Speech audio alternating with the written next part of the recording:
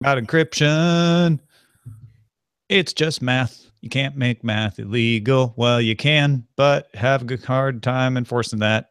I'm sure some lyrics are hard. I'm better at math. I think. Stop Listen, rap battle. Tom. I think you should do that explanation in song. I think it would be an incredible hit. Forward secrecy is really important. I think, at some point we should do an entire episode in song. If they get one key, they get all the keys. Encryption. The musical. If we're reading off of stuff, I'm sure it would be possible. Like, let's try with the quick hits in the beginning. I'm sure it can work. Our Buffy musical episode. Yeah, exactly.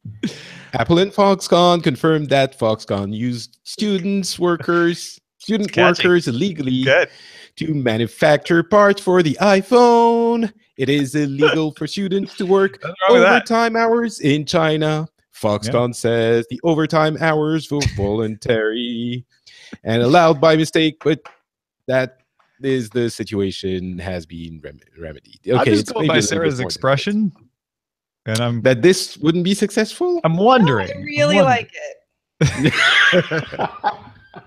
You've obviously put a lot of work into that. Listen, Sarah, I can detect the slightest hint of sarcasm in your. Well, hey, I mean, I'm not singing, so. Sarcasm. Ooh, that's a good one. Oh, yeah. How did we never hit on that one before? I don't know.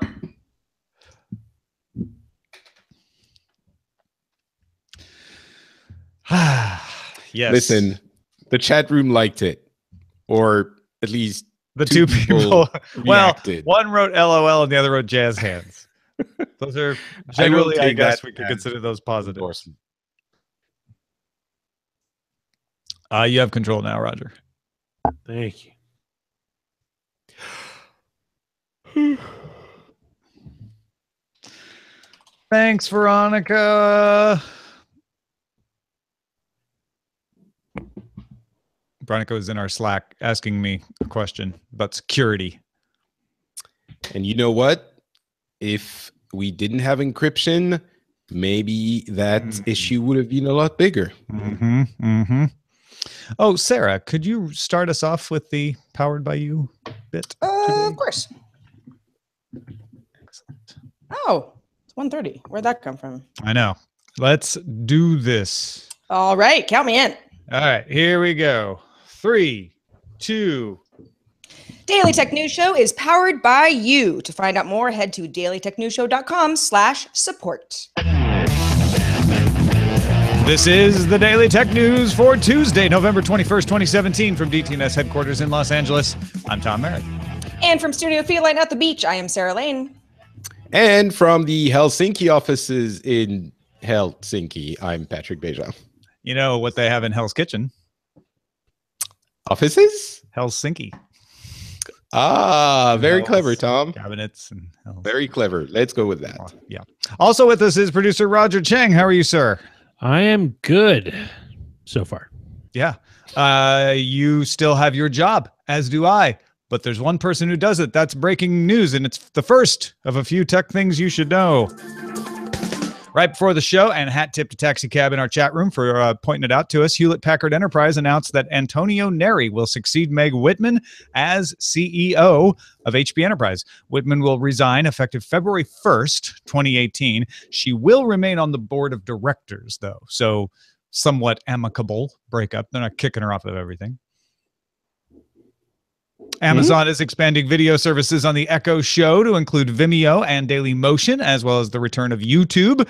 Google stopped Amazon from using YouTube on the show previously because it violated Google's terms of service, but now it just shows the YouTube page. It's not the video in full.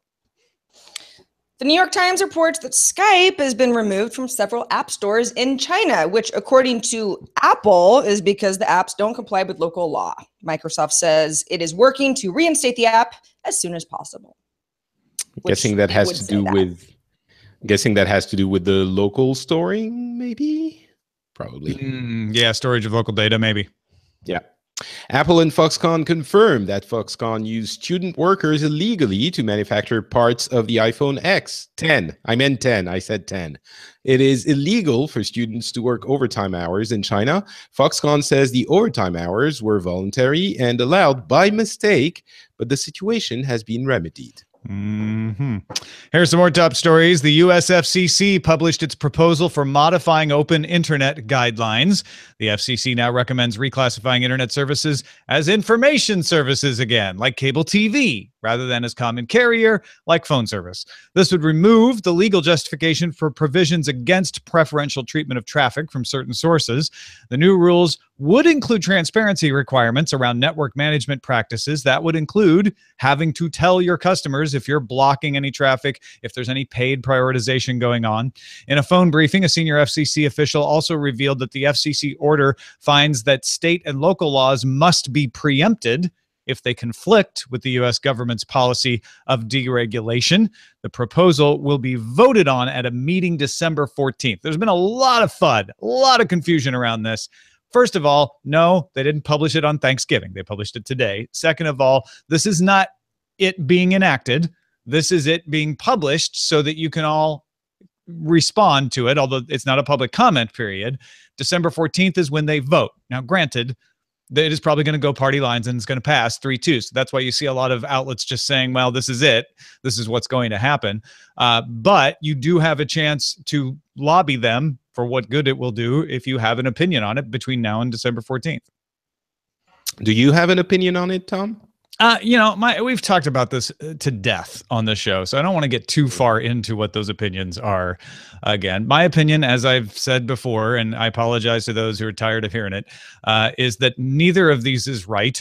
It's not an information service or a telecommunications service, and we need something new that applies to the internet if we're going to have sensible regulation about it. And this back and forth ping pong game of, oh, it's a telecom service. No, now it's is not doing anybody any good.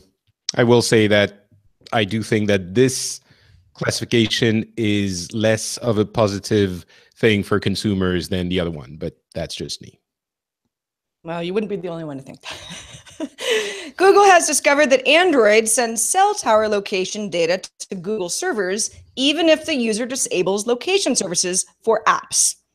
Now, this happens in devices with no SIM card installed as well.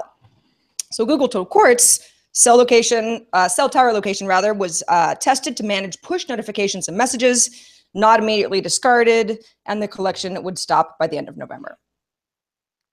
Yeah, I think this is another one of those examples where Google has a lot of people working for it and they have a lot of reasons to do things. And there's things they can get away with because they're big and they control so much stuff. And this is one of those situations where I really don't believe Google was trying to spy on people, but they thought, oh, well, hey, we can find out the location of all these devices. And so let's use that. And it's incredibly poorly implemented to do a test like this and log people's locations without telling them, even if you are immediately discarding it, because we want to know, are you immediately discarding it? Can you prove that? And Google usually goes to good transparency requirements. So it's upsetting to see that they didn't in this case. Yeah, we always wonder if there's some kind of malicious intent in all of those. I think most of the time it's just, well, let's do something, and not everyone thinks about all of the consequences of the thing they're doing.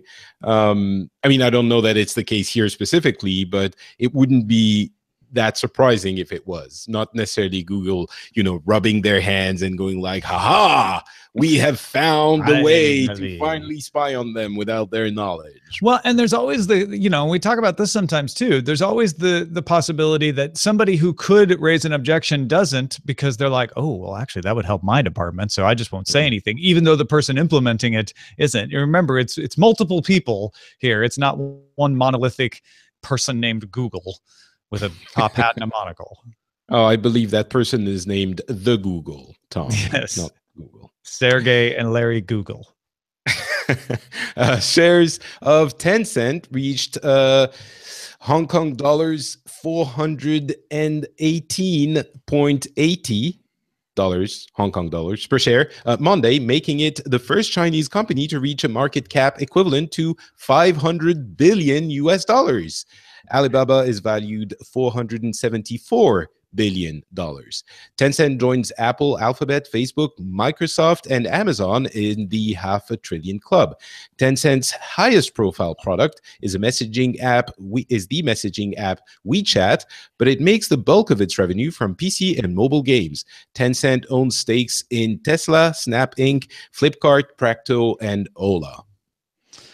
Is that the new club? The $500 billion club? The $500 billion club. Yeah. Unicorns no longer cool. Yeah. No, unicorn, whatever. Unicorns want to grow up to be whatever animal represents the $500 billion club. Narwhal? I don't know. Something like that. Yeah, it's a really interesting thing because obviously it's the first Chinese company to reach that height. I think it's made its fortune mostly on the Chinese market, but not only, especially on the games portion. They're very popular, and that's the most interesting thing to me.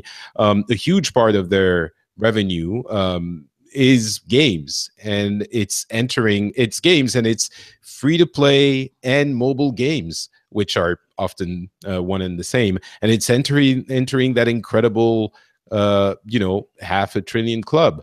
Now, again, it's not only games, but it's a big part of it. So that's the one thing that caught my attention. And of course, Tencent, the first Chinese one, is a milestone. Probably not the last one, though. And it's going to be interesting to watch these companies, especially Tencent and Alibaba, sort of on the leading edge, to see, okay, you have an advantage in China being a Chinese company because regulations there are so thick. Some regulations even absolutely require a local company to do things. Amazon Web Services, for instance, has to partner up with somebody there. So it's going to be interesting to watch these companies as they expand onto the world stage to see if that's an advantage, like, oh, it gave us the protection we needed before we burst out globally, or if it's a disadvantage where they never learned how to compete in these different kinds of markets. And Tencent is definitely putting its fingers in a lot of places, as we heard, like Tesla and Snap and Flipkart. This is recent, though, right? Yeah. And I think this is a way for it to say, okay, let's put some investments and watch how these companies work. Maybe we can learn something. The Sonos One speaker, which uses Amazon Voice Services for voice control, has added Spotify to the applications that users can control by voice. Wish I used Spotify, or I would try it out. Meanwhile, sources have given Bloomberg a little bit more context on the evolution of the HomePod. That's Apple's own smart speaker that looks delayed until 2018 at this point. Reportedly started as a side project 5 years ago. Group of Mac audio engineers wanted to focus on superior audio, but were blindsided by the Amazon Echo's release in 2014. Again, this is sources talking to Bloomberg, but still pretty interesting. The project was canceled and then resurrected several times, and sources say at one point the speaker design was 3 feet tall. So seems like they've gone back and forth quite a bit internally. Yeah, that's more than half my height. So you can't see where the floor is, but that's really tall, 3 feet tall. That's to be expected. Right? They iterate on design. They try things. I think it's probably a good thing that they didn't just do one thing and rushed it out to market, because all right, we did it. And those kinds of things. The speaker was 3 feet tall. You're going to try different designs and see which ones work. I think I'm sorry, Tom. Go ahead. Oh no, you go ahead. It's interesting to me that it's like, 3 foot tall speaker. I mean, I have 3 foot tall speakers in my living room that look really cool, because they're supposed to be fancy. And that's, Apple does stuff like that. It was designed to be some sort of superior audio device that was just a speaker. Then, of course, Amazon comes out with the Echo. You probably have a lot of conversation inside Apple being like, well, the quality isn't very good, but it sells like hotcakes. And then all of a sudden they have to kind of like redesign the whole idea to compete in the market. And they're obviously in super catch-up mode at this point. The Echo has proved to be the next form factor hit, right? Like we were all wondering, like, oh, what comes after smartphones? Smart speakers, kind of. I mean, you know, at least as big as tablets anyway. They may not be as big as smartphones. Hardly anything is, including laptops. But the Amazon kind of blindsided people, because I remember when the Echo came out and a lot of folks were dismissing it, saying, this is stupid, who would want it? And I was fascinated because I wasn't sure what the answers were, but I definitely wanted to try it out. And obviously enough other people did that it's now an entire product category. It was definitely one of those products where at first I was like, don't want it. I'm not talking to the air in my house. And then I kind of like saw other people doing it at their house, and I was like, oh, that's cool how you can get the weather or the news, or it's not that weird after all. So yeah, it was one of those things that it was almost like a peer pressure thing, where eventually I was like, nah, I need to have this as well. Looking Glass announced a hologram viewing device called the Holo Player 1. One version of the Holo Player 1 uses HDMI. You connect that one to a PC. It'll cost you $750. Another version has a whole PC inside it, including an Intel Core i7 processor. That one costs you $3,000. The device reflects content from a 2560 by 1600 LCD display and uses a depth sensing camera for interactivity. The process yields an effectively blurry 267 by 480 image for your 3D images. But Holo Player is thinking this is going to, or Looking Glass, I guess I should say, is thinking this is going to be the developer's kit that will get people to try it out and come up with uses, and then they can iterate and come up with better versions of it. So an SDK is out there for folks who want to play around with it and try to figure out what it's good for. It's an interesting product. It's exactly the issue is we're not sure what it's good for yet. For those who aren't aware, this isn't like the HoloLens where you put a headset on your head and see holograms everywhere. It's kind of like a screen that you put on a table, and it's got a slanted panel of glass, and you see the hologram without the headset hovering above that panel of glass. So it's a very different type of product, and I could see it, you know, in offices or like almost a novel, almost like a lava lamp. I think this is, at this stage, it's kind of the you know, 2020s lava lamp equivalent. It's kind of weird and fun, and you could see little things move on it. Yeah, I mean, and you can actually interact with it. It's low res, but you know, you can reach in and move things around. It's, you know, it's not a touch screen, but it's got interactivity where it can respond to your gestures and your hand motions. So I love this idea, because not having to wear glasses would be the entire solution to AR and VR, right? This is definitely not the solution to that yet, but this is one of those early steps where you can point to and say, oh, remember when it was just this small resolution and confined to this one little device? Yeah. I don't know. I don't know if this ends up being an entirely different thing than AR, because it can't really follow your eyes around. But I do like the idea of being able to just look at something and it's 3D, right? Yeah, it's basically, if you know, you don't necessarily think about the hologram name, it's just a 3D image hovering, you know, above a screen, so you can actually see it in 3D, and that's an interesting prospect. We don't know what it's going to be good for at this point, but it's an interesting thing. Menus at restaurants. I think we're going to need to, if that takes off, if this takes off, we're going to have to redo all of the movies, you know, futuristic panels where they move things around in the air because it's just flat things. Now it's going to look so outdated. We're going to need the 3D versions. Hey, folks, if you want to get all the tech headlines each day in about 5 minutes, be sure to subscribe to Daily Tech Headlines at dailytechheadlines.com. That's where you get the podcast and the RSS feed. You can also get it on your Amazon Echo as a flash briefing. We were the #1 most requested flash briefing last month. Look at us. And on the Google Home and on the Anchor app. It's all there. Go to dailytechheadlines.com to find out more. All right. So Friday, we had a great conversation with Annalee Newitz about why encryption is a debate. And we presumed in that conversation a lot of previous viewing in the audience where we have talked about encryption and sort of got to the point where we said, look, there's really not a good reason to have a backdoor from a security standpoint. And some people rightly wrote in with like, I haven't seen those episodes. It sounds like you're just jumping to conclusions. So today I wanted to go through some of the reasons that who always, when there's two sides to an argument, when it's down to opinion, I'm always willing to entertain all those sides. But I don't think there's two sides to this argument. First of all, I want to really push people, if they want to understand this, to go do the reading themselves. This is one of those complex situations where if you really want to know, you have to look at it yourself. And maybe you'll come up with another reason why you think this is weak, but I don't think so if you read the primary documents. First, I recommend keys under doormats, mandating insecurity by requiring government access to all data and communications, which is written by every luminary in cryptography. Diffie, Hellman, the RSA in RSA, Bruce Schneier, they all got together 2 years ago and they wrote this definitive work on the problems with backdoors. They talk about the history of it. Also read the bipartisan Congressional Encryption Working Group's 2016 year-end report, just came out a year ago in December, which concluded that any measure that weakens encryption works against the national interests. Also keep in mind, this is not a new argument. This is not a new debate. It actually goes back to the 70s, but it was very fiercely debated in modern terms around the Clipper chip in 1997.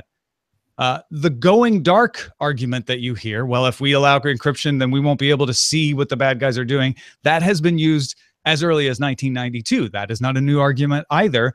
And what has turned out to be true up until now is that rather than going dark, new technologies have enabled more surveillance, even while they have provided more privacy. Now, what are the risks if you are a law-abiding citizen of a backdoor? If someone wants to put in a way for law enforcement under warrant, let's just assume for this, we're talking about legal access to information in pursuit of criminal activity. What are the risks in putting in a backdoor that only the government has access to? Well, number one, and this is the one that really convinces me, backdoors undermine forward secrecy. There's something called forward secrecy, which makes it so that if you do have a key compromised, it doesn't compromise everything you've ever encrypted in your life. Forward secrecy ensures the communication sessions are secured by randomly generated ephemeral public keys. It's a strategy that prevents an attacker from later using a stolen private key to decrypt recorded encrypted sessions. All known methods of achieving what's called third-party escrow. That's when you let the government have a key. So there's two keys. There's your key, and then there's one that's kept safe by the government to only be used in emergency. All systems of that kind of third-party escrow are incompatible with forward secrecy. You can't have ephemeral keys and then save a key for somebody else to use later. And that is a big problem. If you can't have forward secrecy, suddenly you are compromising the system for everyone. Number two, backdoors increase system complexity.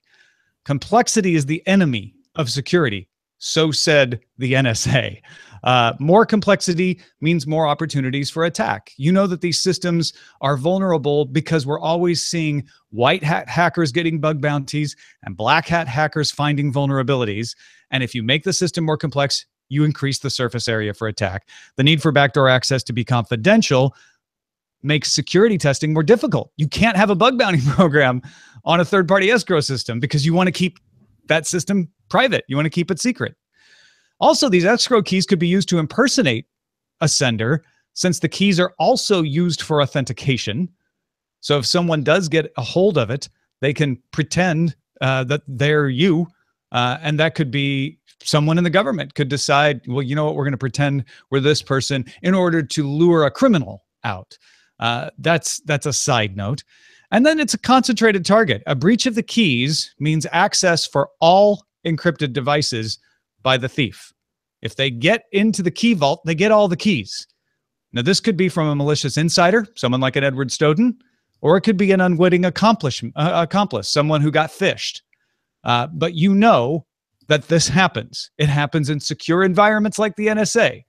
So law enforcement has stated the need for rapid access. So if you're thinking, well, what if we just keep them offline?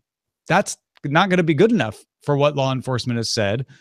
Split storage is impractical.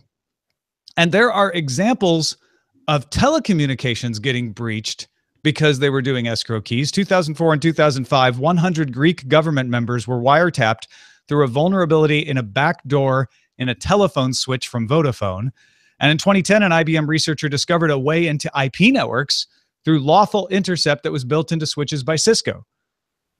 So when you give exceptional access like this, you open up all these vulnerabilities. Now, we're just talking about one country here, the United States.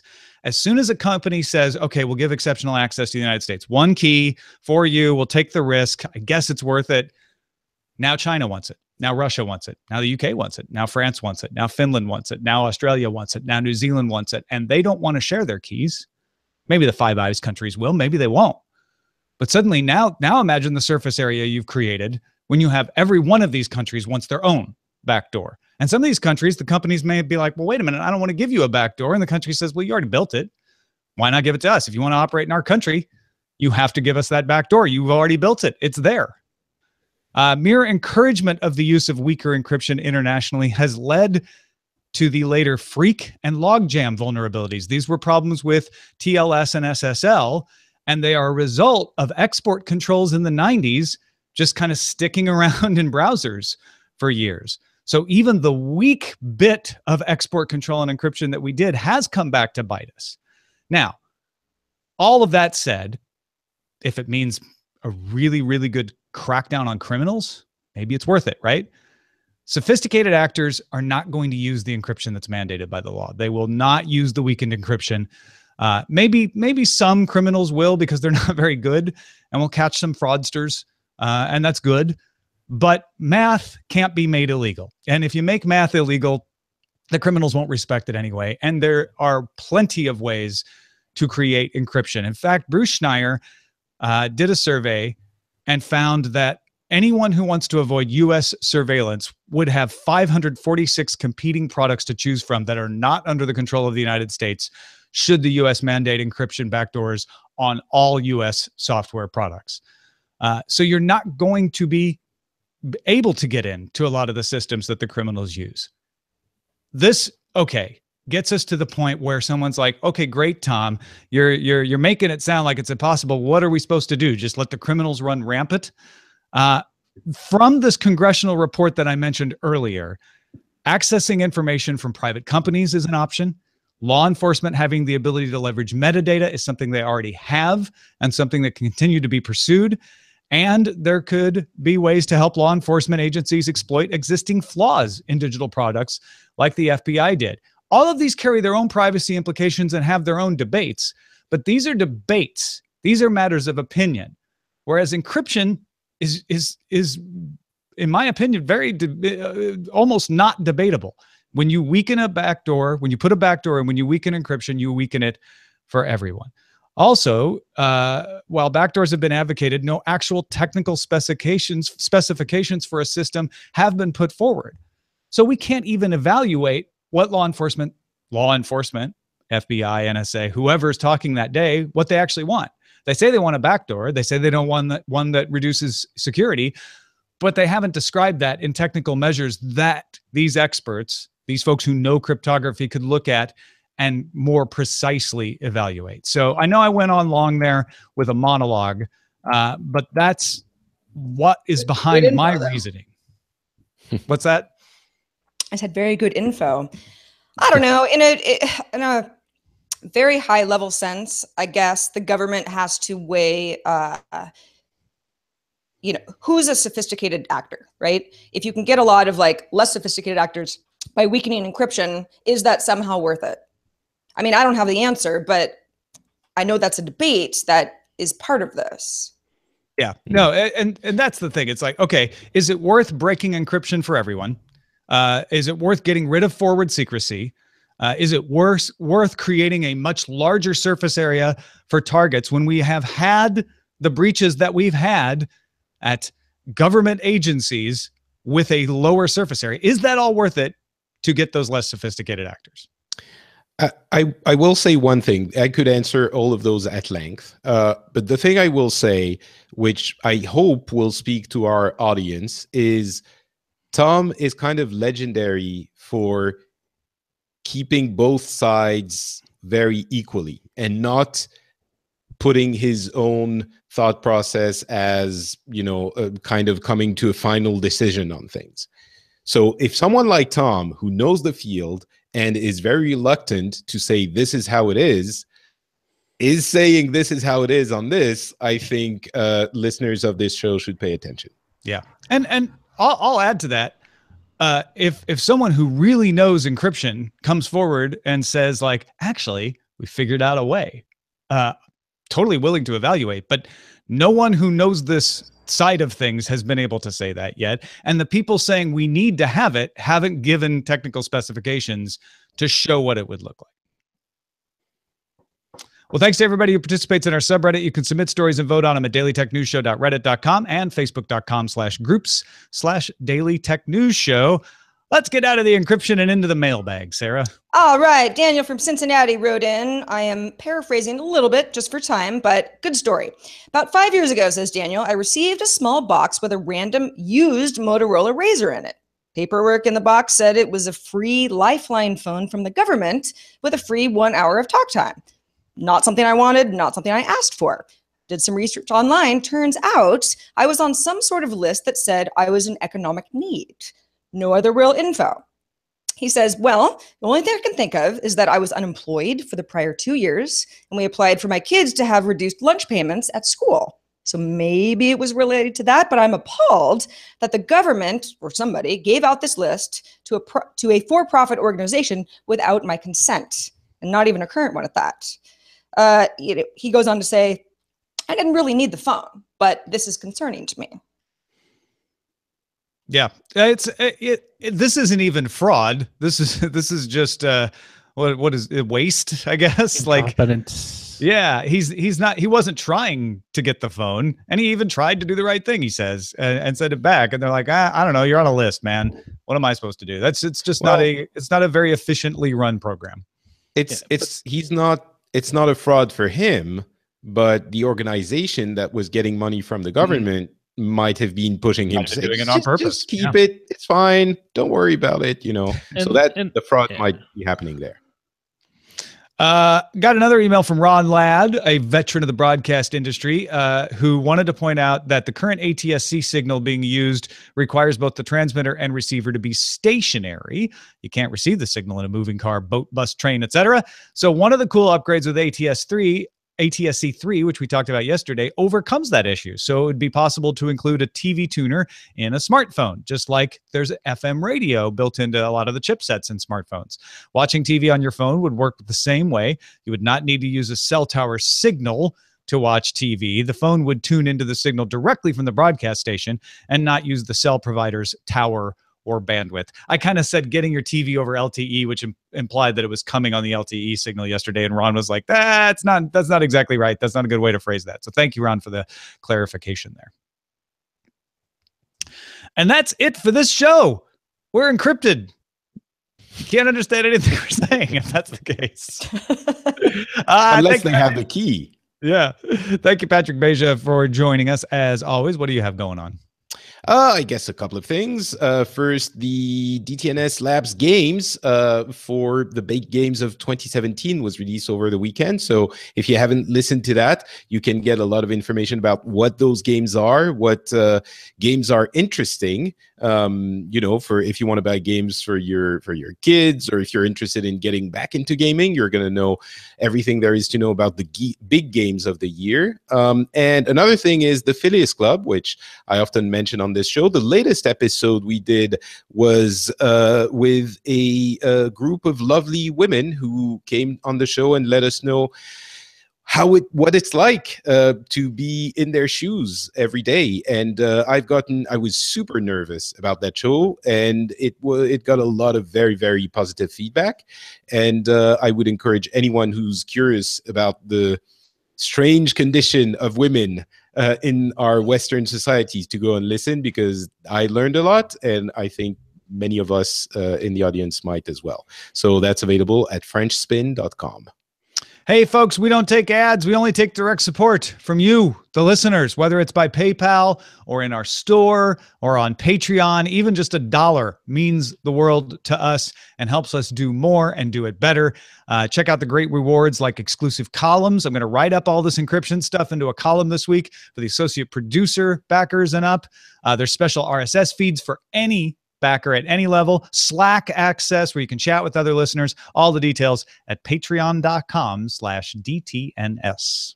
Our email address is feedback@dailytechnewsshow.com. We are live Monday through Friday at 4:30 p.m. Eastern, 21:30 UTC at alphageekradio.com and diamondclub.tv. And our website is dailytechnewsshow.com. Tomorrow we'll be back with John Scottson. That's an encrypted version of his name. Talk to you tomorrow. This show is part of the Frog Pants Network. Get more at frogpants.com. Diamond Club hopes you have enjoyed this program. Granted, that's very weak encryption of Scott's name. Good encryption talk, Tom. Really? Thank you. Yeah, I mean, I was like, I'm just going to let you go. You got that. Yeah, sorry it was so monologue-y today, but it's kind of like one of those topics. That's good. You should. It's good to do that once in a while. So yeah, every so often. Titles at showbot.tv. It's like a lava lamp. iPhone 10. iPhone X. I mean 10. The half a trillion club. What's wrong with front doors? Tom is legendary. Every step you take, Android's watching you. Unicorns aren't cool. You know what's cool. Was it good for? How do we lock the doors, encrypt them? Let's see. Encryption talk and leet speak. Tom, your opinion is allowed once in a while. Be warned, encryption opinions ahead. The front door's locked. Check the back door. Encrypt net neutrality. When encryption is outlawed, only outlaws will encrypt. Maybe we Unless should it's a government. Encrypt the title.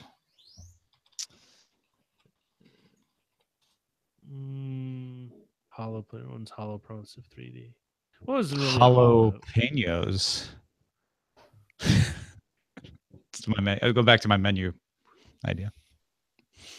No. Nobody. It's like a lava lamp. I don't know. What do you think? Anyone? I like the police reference. Oh, every step you take, Android's watching you. It's one of the most annoying songs because they used to play it all the time on the radio. We didn't really talk about it that much, though. I like encryption talk and leet speak. I like this one down here that I just submitted. Which is UB7CTNL6 HXPNLB FUQXOCO4ANUDBI. Does that say encryption? Yeah, that's a good It title. says the encryption show. Encrypted with the key Daily Tech News show. I would say even for us, this is a little bit too nerdy, but it's your show. You're probably right. It's our show. Good talk. How about just good talk?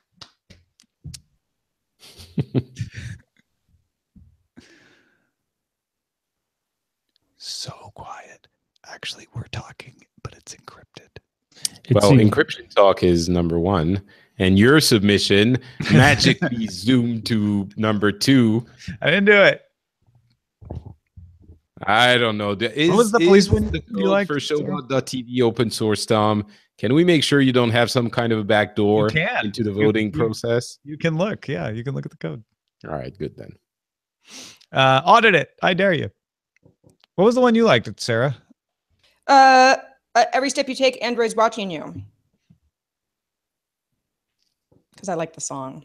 Every step you take, someone's watching you. Kind of applies to more than just the Android story, actually.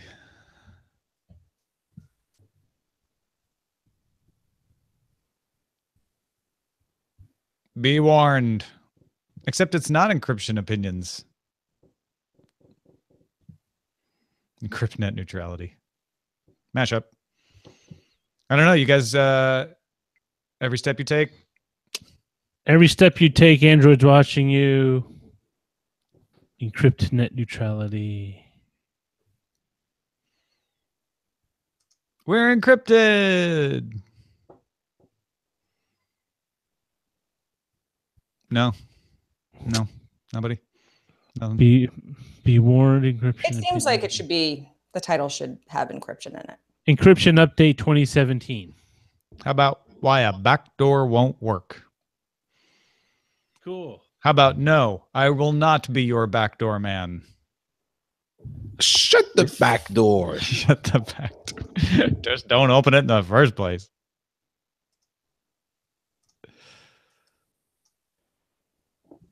I dare you.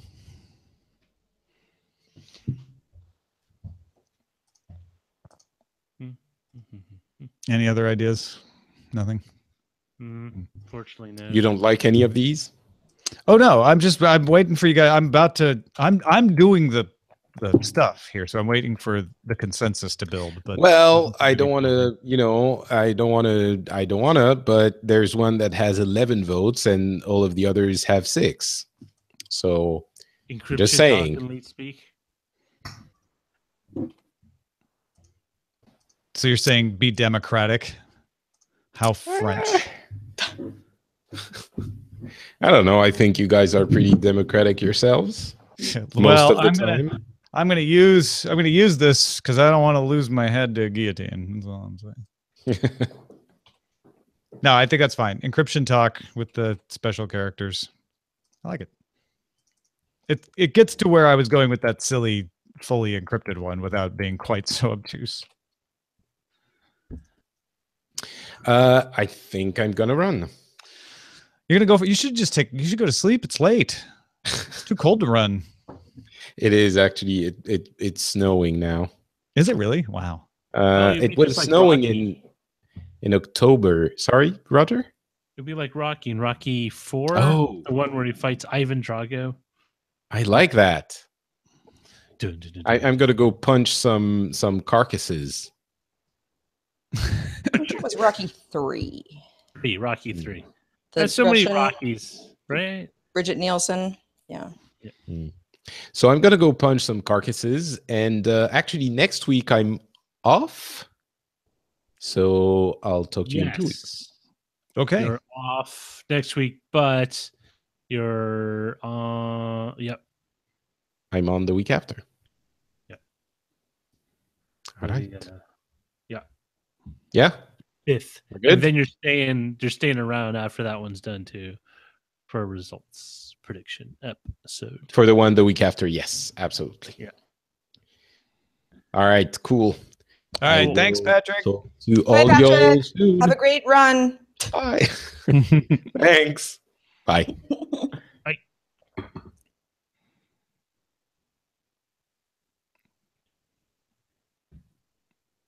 Yeah, I know. It was net neutrality day and we did encryption. Ha!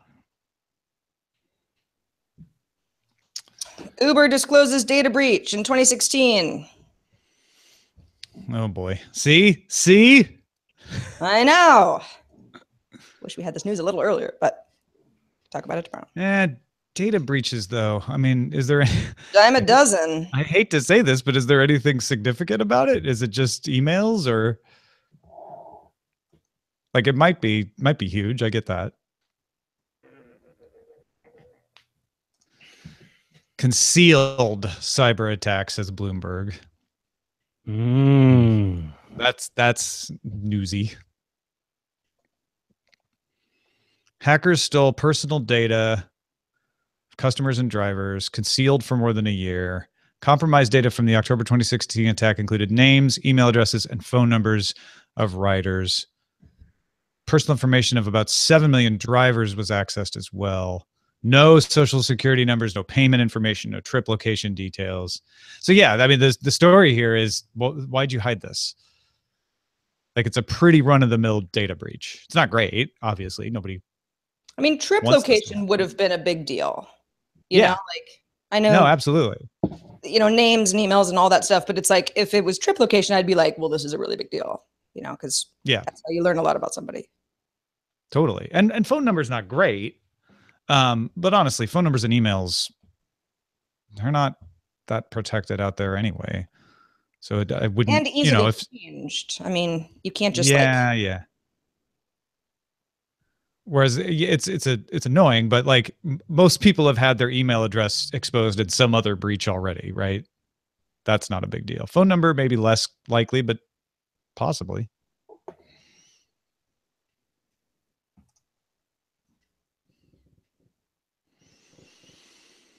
Yeah, exactly. W. Scott S1 and Ethan Kane both, like, after Equifax, like where pretty much everything about you got out. So depressing sometimes. It makes you want to crawl up into a compound with an intranet. Yeah. You could just download a version of the World Wide Web from archive.org circa 1997, put it on a 2 terabyte drive. You ever see that Tim and Eric thing where the internet's on an old CD? You'll never expose yourself. It's just like, you know, you shop at the same store with only 3 styles of pants and 3 colors. And if you want to order it, you print out an order form. But I wonder how big of a hard drive you would need to replicate the 1996 internet. 1996. Yeah. That's when I really started using the web. Before that, I was Usenet guy. And you mean everything that was online, like and when you say everything, it starts to go down a rabbit hole. Like, but the majority, you know, what the sites that were easily accessed. The largest one, like a copy of GeoCities, Angel Fire, Tripod, and all the associated content, right? Yeah, you know, and then the accompanying accounts that are out there. I would say maybe like 8 terabytes, 10 terabytes. Yeah, I have no way of calibrating it. I have no way of really the biggest things that took up space in the early web were JPEGs, GIFs, and bitmaps. Just all those image files. Yeah, things didn't take up a lot of space. Archive.org didn't even store those images back then. Well, you know, when you're working at a resolution of 800 by 600, a large image on a monitor that size didn't take a lot of resolution pixels.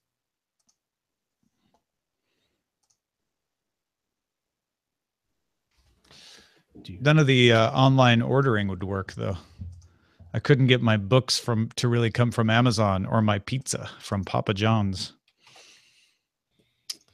Well, my idea is that you would basically have a robot, a physical robot that's in between, that accesses another computer that's actually connected to the web from your internet. So there's a physical disconnect. But there's your vulnerability. There's your weakness. That's how they get you, through your robot. If my robot clicks on robot porn sites, some way. It's your surface attack. That's your attack surface. I mean, attack vector.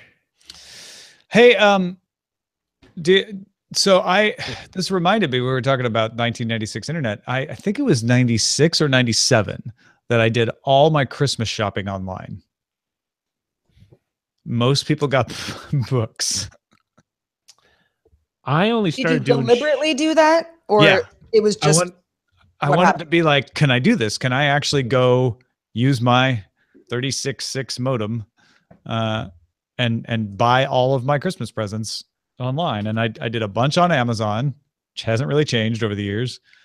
I bought some wine for my sister on wine.com, and I think I bought steaks for my dad on Omaha Steaks. So everybody got the gifts that were available in 1996. Yeah. I didn't really buy anything online until there was like stuff I wanted to buy. Like there's a lot of just questionable items I wasn't too over the moon on.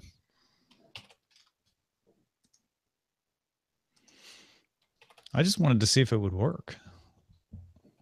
I'm trying to imagine the first thing I bought. I think the first thing I bought online was from Dell.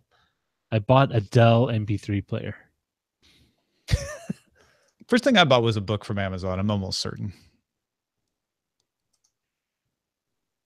And that, again, was probably just to see how it worked. Oh, no. The first thing I bought was a DVD. That's what I bought. I bought a DVD. Yeah. I wanted it $4 cheaper than I could get it at Borders. You know, I said it was wine.com. It was not wine.com. It was Virtual Vineyards, which wine.com later bought. Oh, is that the noise the website makes? Yeah. As their drones deliver your food to you. Okie dokie. Atomic Leod. I think I got everything up. Yeah, we just need to discuss what dates we want to put the other 2 episodes to record. Yes, we do. All right. Thanks, everybody, for watching. Bye. Thank you. Goodbye. Where's my window? Okay, goodbye.